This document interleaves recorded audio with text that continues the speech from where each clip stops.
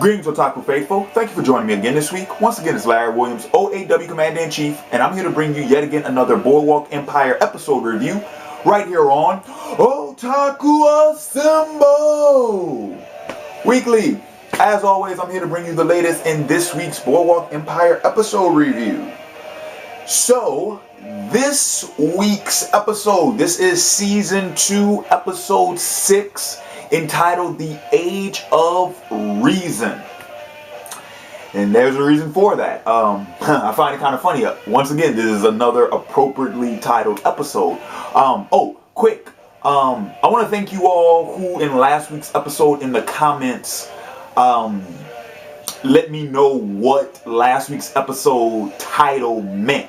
Really appreciate that, and that clears a lot of things up.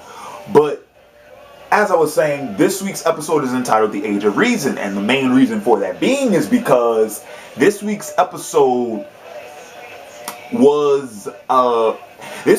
had a lot to do with revelation, a lot to do with this kind of discovery, but it also had a lot to do with coming to terms with things. You follow me? So I'm gonna keep this review relatively brief. I don't want to drag this out. Too damn tired. But so let's just jump into the major points of this week's episode, and I will tie all of those into the theme in which I just discussed.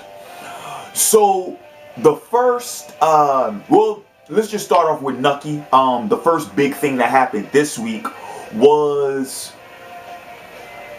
apparently Nucky's case, Nucky and all of his legal affiliates, they were able to successfully get his case turned into a federal charge. However, he found out that apparently the prosecutor that was appointed to said case had to be pulled off because some other stuff was going on back in Washington, and Nucky's people couldn't really keep their promise.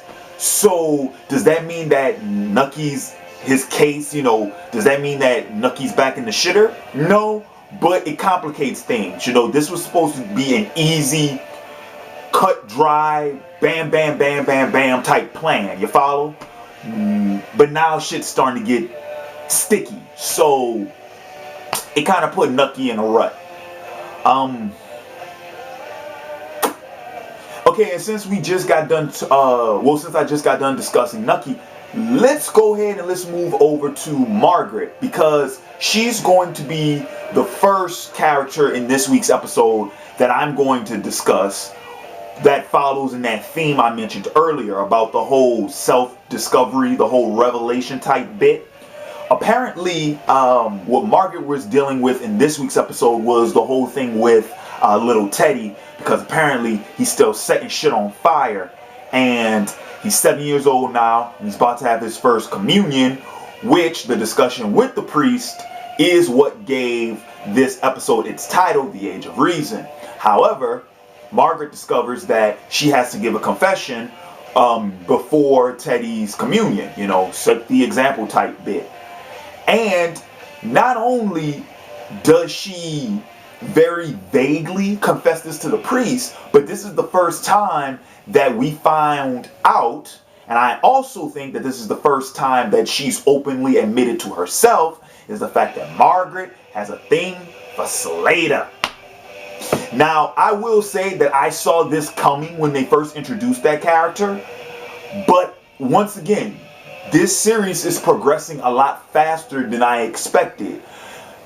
The first time they introduced Slater, I was like, you know what? I got a feeling something's going to pop off between him and Margret. Why? Because if you go back and watch the episode when he's first introduced and you pay attention to the conversation between him and Margret, you can pick up on those little details, okay? However, I thought this would have been like a season 3, season 4 thing, If in fact Slater was going to become the type of character that stuck around, I figured this would have been something that either happens at the end of this episode, at the end of this season, like hypothetically speaking, let's say Nucky goes to prison.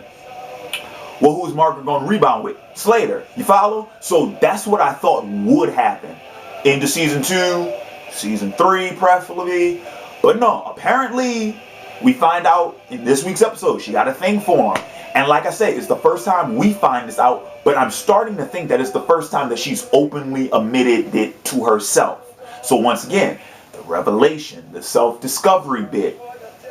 All right, so let's go ahead and let's move to Jimmy. Now, in this week's episode, Jimmy, he's pretty much trying to follow things up after, you know, the events that happened last week. And also, I do need to make this note. I'm curious, did anyone else, if you didn't know, okay, the scene in which Jimmy is talking to one of the Commodore's buddies, one of his affiliates, his associates, the old man with the beard and the big old chopped sideburns, the white-haired dude. Okay, I just found out this week that that's the same actor that plays Junior Soprano in The Sopranos. I just found that out. I'm pretty sure some of y'all knew that, and I'm pretty sure there were some of you who didn't. I just found that out because when he started talking, I'm like, why does that voice sound familiar? It's Junior Soprano. That was kind of cool. Anyway, okay, so what happens with Jimmy in this week's episode, like I said, he's pretty much following up the whole thing about what happened last week. And the old man I was just talking about, he tells Jimmy, he gives him some word of advice, and he pretty much tells him every insult does not require a response.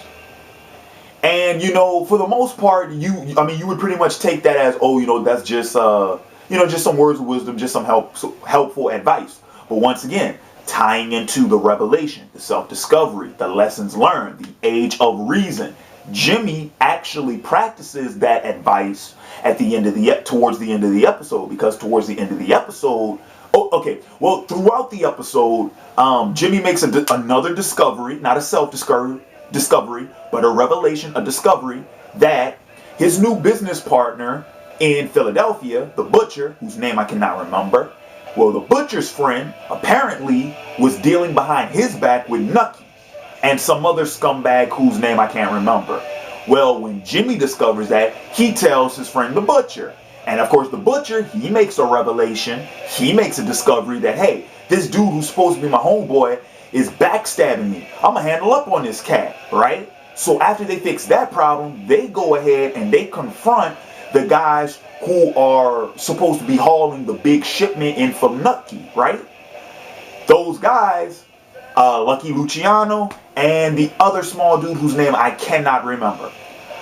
Now, but like I said, this is when Jimmy actually practices the advice he was given at the beginning of the episode, because instead of just unloading buckets of bullets into those guys, he's like, hey, I know these guys.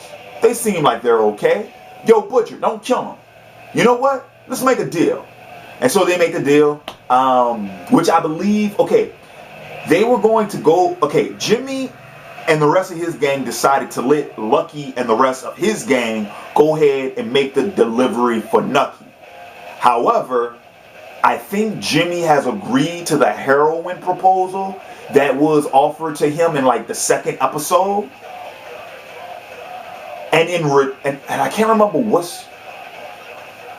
I don't know if the butcher was supposed to get a piece of that pie. I love this song, by the way. This is This Fire Burns by Killswitch Engage. Anyway, but not to get distracted. I'm not sure if the butcher was supposed to get a piece of that pie. But anyway, pretty much the gist of the deal was this. Jimmy lets Lucky and them go. Lucky and them make the delivery. Jimmy, instead, what he decides is he gets in on Lucky's and them, Lucky and them heroin deal, right? And then what they also decide to do is they join forces to take back the delivery in which Lucky and his guys are going to be delivering to Nucky's people. You follow? So it's kind of like, hey, you guys just keep doing what you're doing, and then we'll backstab Nucky later on down the line. Sounds plausible. I think it could work. now, okay, so now that I think that's going to bring me to the last couple of characters that I'm going to discuss about the whole, in this review, and that's Agent Van Alden, Nelson, and his mistress, Lucy. In this week's episode, Van Alden, well, let's just say Van Alden has some explaining to do, because when one of his probies gets blown to smithereens, like we saw episode before last, he feels somewhat responsible. He feels like he has to answer to him. He gets spooked, however, when he thinks that the probie is going to rat him out, but that's not the case. And so so Nelson thinks he's out of the fucking water. Okay, we've all been watching this whole season. We know Nelson got some skeletons in the closet, and he thought someone was going to find their way into the closet. Apparently, no. Okay, so he got a pass, right? Now that's going to bring me over to Lucy, because I think Lucy has the biggest revelation, the biggest discovery out of everyone in the episode, because Lucy is forced to give birth to that kid by herself. And I think what it's done, or at least I would like to think of what it's done, is it's sent a flare off inside her head. It kicked a switch on inside her head that makes her think, or that makes her believe that she is actually capable of taking care of this kid. I mean, I don't know. I don't remember them ever saying anything about what they were going to do with the kid. But I assumed that once Lucy had the kid, they'd probably give it up for adoption or something. But I think after this whole, being forced to give birth to the kid alone, I think Lucy's going to keep that kid. Because I think now she's confident in herself that she could actually take care of him. Or her. Well, it was a little girl. And she's cute. But, and then, of course, Nelson's not Nelson's discovery, but the discovery about Nelson that was made was apparently Nelson's little phone call to his wife. Well, that pretty much got her fired up. She decides to hop her ass on a train, meet up with one of Nelson's probies, who gave her the address to Nelson's pad when she showed up and found Lucy and the kid. So Nelson's been busted. Damn. Once again, an event that I did not think was going to happen until later this season. One, I didn't think Lucy was going to give birth to the kid until like the season finale. And that's also when I expected Nelson to get busted on his shit. But nope. Both occurred in this week's episode, and we're only 6 episodes into the season. I think, isn't Boardwalk Empire usually 12? I think Boardwalk Empire is usually 12 episodes. So we're halfway through the season, and a lot has taken place. Holy shit. But my timer just went off, and I just got to the last topic in this week's review. So with that said, I'm going to go ahead and I'm going to wrap this up. I want to thank you all for joining me again this week. Thank you all for sticking through this video, because I know I was a little bit incoherent throughout this thing, but you know how it is. So with that said, this is going to be Larry Williams, OAW Commander-in-Chief. I'm signing off, and until next time, peace.